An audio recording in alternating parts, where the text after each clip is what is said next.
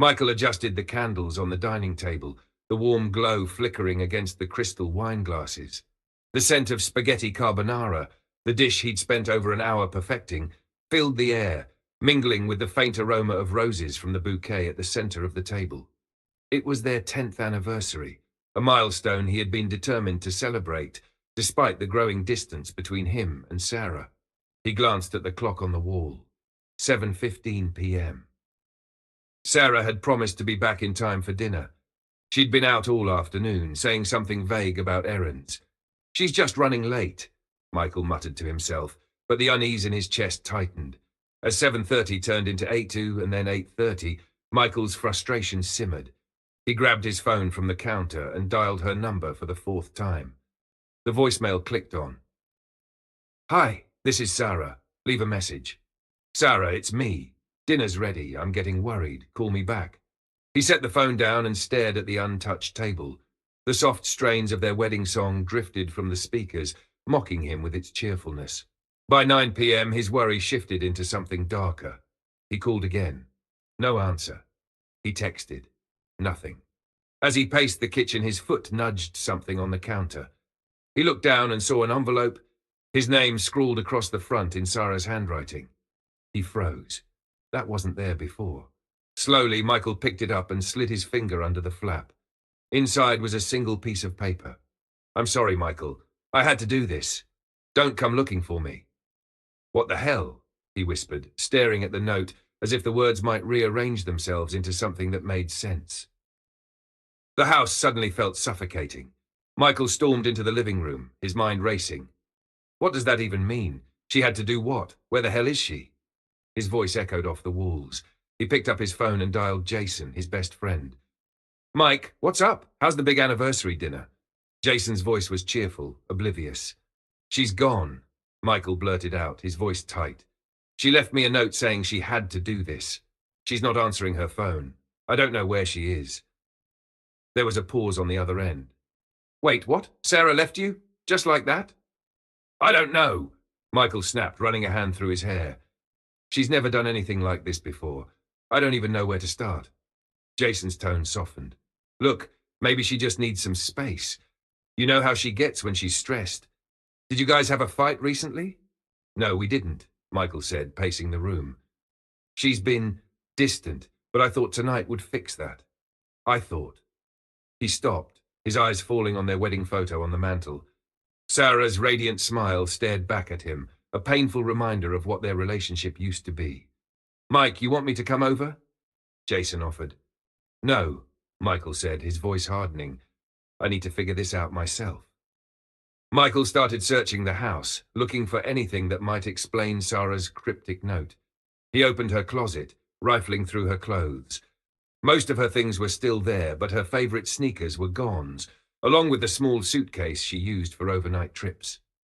In the back corner of the closet, hidden beneath a pile of scarves, he found something strange. A shoebox filled with old photographs and letters. He sat on the bed and opened the box, his breath catching as he shuffled through the contents. The top photo showed a young Sarah standing beside another girl, their arms wrapped around each other. The girl looked strikingly similar to Sarah. Dark hair, bright smile, but it wasn't her. Michael flipped the photo over. On the back in faded ink was written, "Sarah and Emily." "Emily?" Michael muttered, his brow furrowing. He'd never heard Sarah mention anyone named Emily. The letters beneath the photos were addressed to Sarah, written in shaky, emotional handwriting. Michael skimmed through them, catching fragments. "I wish you would come home. It wasn't your fault. Emily wouldn't want you to keep punishing yourself like this." A cold chill ran down his spine. Who was Emily? What had Sarah been punishing herself for?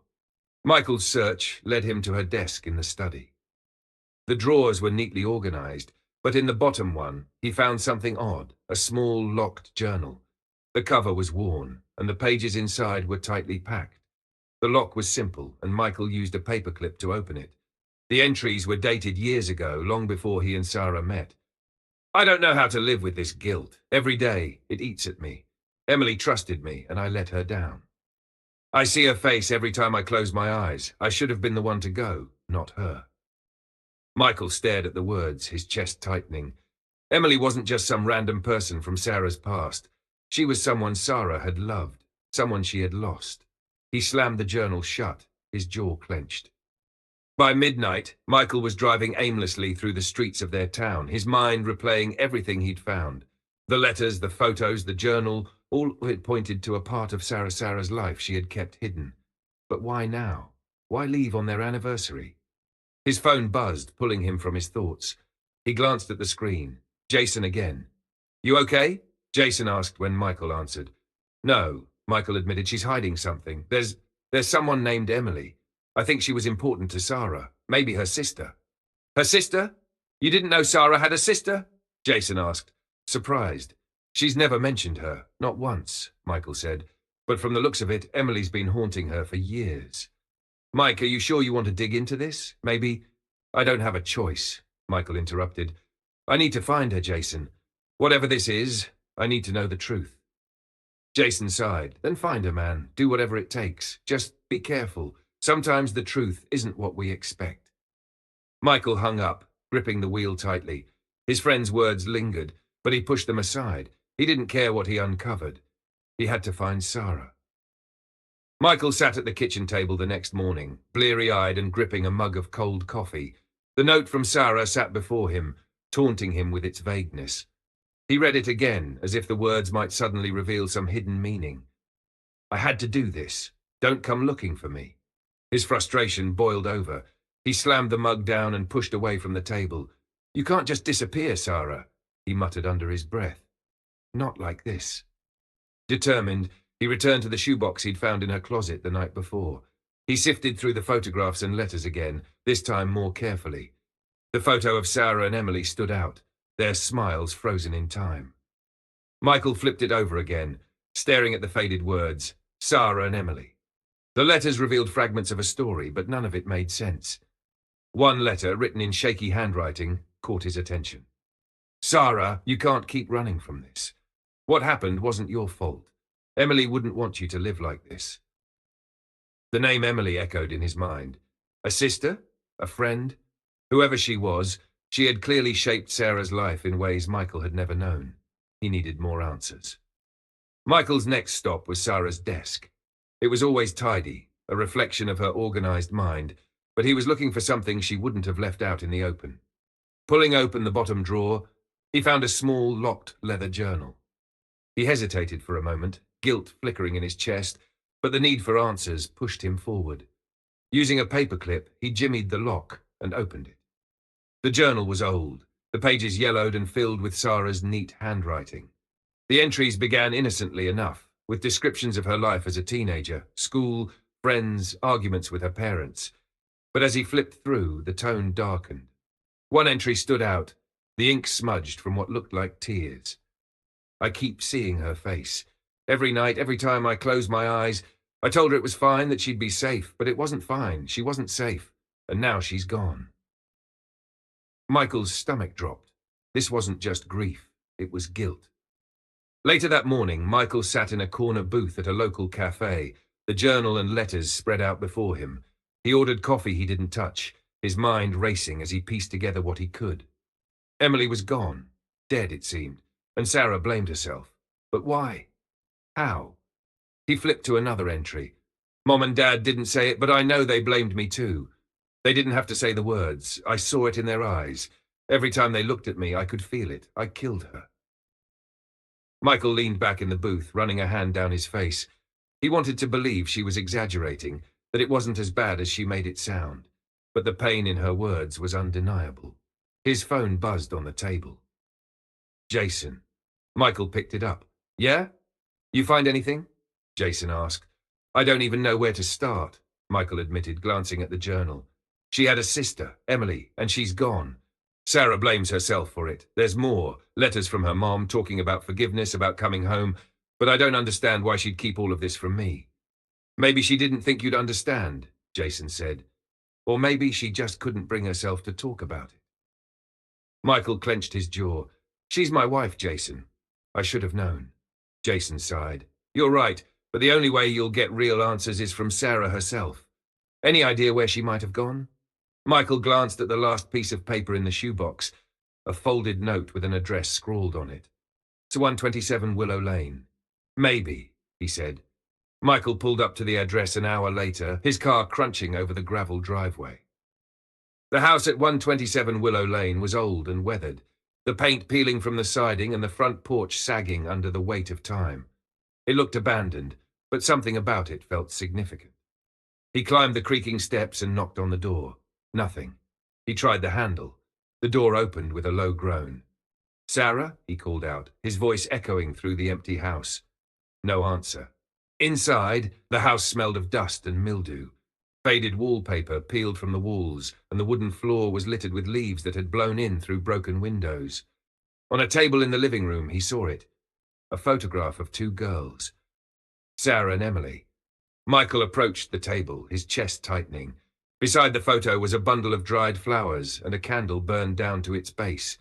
This place wasn't abandoned. It was a shrine. "You shouldn't be here." Michael spun around to find Sarah standing in the doorway. Her face pale and her eyes rimmed with red. She looked exhausted, like she hadn't slept in days. "Sarah," he breathed, relief flooding through him. "What the hell is going on? Why are you here? Why didn't you tell me about any of this?" She crossed her arms, her posture defensive. "I told you not to come looking for me. You disappear on our anniversary, leave me a cryptic note, and expect me to just sit at home? That's not how this works, Sarah." "This isn't your problem," she said, her voice cold. Michael's frustration boiled over. "Not my problem. You're my wife. Of course it's my problem. You don't get to shut me out like this." Sarah's lip trembled, but she held her ground. "You wouldn't understand." "Then make me understand," he snapped. "Who was Emily? What happened to her?" Sarah's walls finally crumbled. She sank into a nearby chair, burying her face in her hands. "She was my sister," she whispered. Michael stayed silent, letting her continue. "She died when we were teenagers, and it was my fault." Michael froze. The weight of her words settled over him like a heavy fog. "How?" he asked quietly. Sarah looked up at him, her eyes filled with years of pain. "I convinced her to drive that night. She didn't want to, but I pushed her. Said it would be fun. Said nothing would happen. Then there was a truck, and she didn't make it." Michael felt his heart break for her. "Sarah, that wasn't your fault." "Yes, it was," she said fiercely. "If I hadn't pushed her, if I hadn't been so selfish, she'd still be here." Michael knelt beside her, taking her hands in his. "You've been carrying this alone for too long. You don't have to anymore. Let me help you." Tears spilled down her cheeks. "I don't know if I can." "You can," he said firmly. "We'll face it together. But you have to stop running, Sarah. No more hiding." She nodded, her resolve faltering, but her walls finally beginning to crack. For the first time, she let herself lean into his embrace, the weight of her guilt slowly lifting. For the first time in years, she didn't feel so alone. The air in the house was thick with silence, broken only by the distant creak of the old walls. Michael knelt beside Sarah, his hands gripping hers.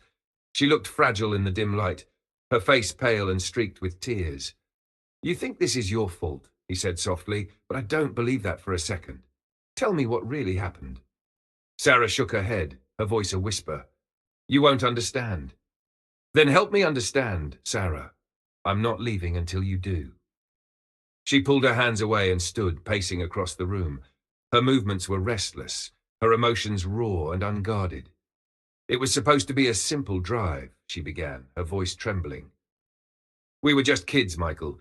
Emily didn't even have her license, but I thought it didn't matter. I pushed her to take the car. I told her it'd be fun, that nothing bad would happen." She stopped, staring out the cracked window, her reflection faint against the night outside. "She didn't want to go," Sarah continued, her voice breaking. "She said she wasn't ready, but I didn't listen. I didn't care. I wanted to feel alive, I guess, to break the rules just once. So I pushed, and she gave in." Michael stayed silent, letting her words pour out. "It started raining halfway through," Sarah said, her shoulders trembling. "The road was slippery, and Emily was terrified. I kept telling her she was doing fine, but she wasn't. She lost control of the car, and there was a truck. It all happened so fast, the car flipped. I don't even remember how many times." She turned to face him, her eyes brimming with tears. "When I woke up, she was gone. Just gone." Michael's heart ached at the pain etched into her face. He stood slowly, closing the distance between them. "Sarah," he said gently. That was an accident. You couldn't have known what would happen. Her laugh was bitter, sharp. It wasn't just an accident, Michael. It was my fault. I told her to go. I made her drive. If it weren't for me, she'd still be alive.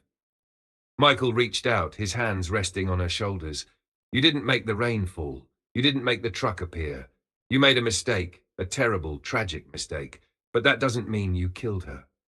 Sarah looked up at him, her expression a mix of anger and despair. You think it's that simple? You think I can just tell myself it wasn't my fault and move on? You have no idea what it's like to live with this, Michael. To see her face every time I close my eyes. To hear her voice in my dreams, asking me why I didn't stop her. Michael's grip tightened, his own frustration bubbling to the surface. You're right. I don't know what it's like, but I do know that carrying this alone for all these years hasn't helped you. It's only hurt you, and now it's hurting us. Sarah's lips trembled, and for a moment she looked like she might argue. But then her defenses crumbled, and she let out a choked sob. I don't know how to let it go, she admitted, her voice barely audible. You don't have to do it alone, Michael said, his voice steady. We'll face it together. But first, you have to stop running. From me, from yourself, from Emily. Sarah's knees buckled, and Michael caught her, holding her as she cried into his chest. The years of guilt and self-blame poured out in waves, and for the first time, she let someone else share the weight she had carried for so long. The next morning, Michael and Sarah stood outside the house. The early sunlight bathed the weathered siding in a soft glow, making it look almost peaceful despite its decay. What do we do now? Sarah asked, her voice quiet. Michael looked at her, his hand resting on the small of her back. We say goodbye to this place, to the guilt, to the pain, and then we go home. Sarah nodded, but her gaze lingered on the house. She stepped forward, placing the photograph of her and Emily on the porch, along with a fresh bouquet of lilies. She lit a candle, watching the flame flicker in the morning breeze. I'm sorry, Emily, she whispered, for everything. Michael joined her, placing his hand over hers. She wouldn't want you to keep punishing yourself. She'd want you to live, Sarah, for both of you. Tears welled in her eyes, but this time they felt different, lighter. As they walked back to the car, Sarah glanced over her shoulder one last time. The house, once a prison of her memories, now felt like a place she could finally leave behind. When they drove away, Sarah reached for Michael's hand, gripping it tightly. Thank you, she said softly. Michael gave her a small smile. We'll get through this, together. For the first time in years, Sarah felt a glimmer of hope. She didn't know what the future held, but for the first time, she was ready to face it.